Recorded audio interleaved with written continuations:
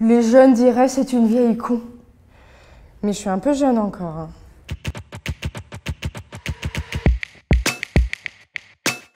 En 6 ans, 259 personnes sont mortes en prenant un selfie. Je sais pas quoi dire. Parce que ça me fait de la peine, mais des fois quand on voit les causes, les gens ils prennent des selfies avec des perches au-dessus d'une falaise. Moi je prends des selfies dans un canapé, je prends des selfies, mais quand il y a des trucs autour de moi, tu vois, je ne saisis pas la population. Les podcasts et YouTube sont-ils une alternative aux cours d'éducation sexuelle? C'est compliqué. Il y a des enfants qui n'ont pas leurs parents qui leur expliquent tout ça. Donc, ce serait le moyen pour eux d'apprendre. Et en même temps, est-ce que c'est sur YouTube qu'il faut apprendre ça? Franchement, j'ai pas d'avis. Mais j'aimerais bien regarder les vidéos pour voir ce qu'ils disent parce que je pense que ça peut être marrant. Qui sait, peut-être qu'un jour, je vais faire un tuto éducation sexuelle. Ouais, mais je le ferai trop trash. Oh, écoute, à réfléchir. Une start-up canadienne a inventé des chaussettes anti-odeur, anti-ampoule et anti-impact. Alors ça, j'avoue que ça m'intéresse. Parce que je pue des pieds. Mais je pue des pieds. Vraiment, c'est très violent. Je suis obligée de mettre des chaussures en cuir parce que quand j'ai des chaussures en plastique et que je les enlève, tu te rappelleras de moi toute ta vie. Toute ta vie. Et puis les ampoules, surtout anti-ampoule, mais ça serait quand même génial.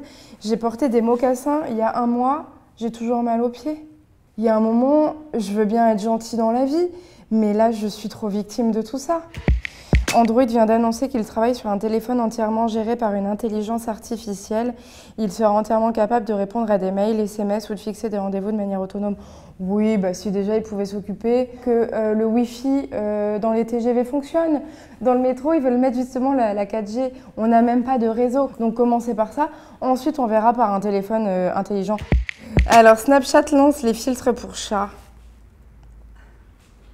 C'est super. Ça, si on attendait une grande nouvelle pour 2018, on vient de la voir. C'est celle-là. Mais qu'est-ce que ça pourrait leur foutre? Il faudrait que je regarde parce que c'est des fils qui leur font des têtes d'humains ou... Peut-être que je parle de ça dans mon spectacle d'ailleurs. Tinder a-t-il tué la drague dans les bars?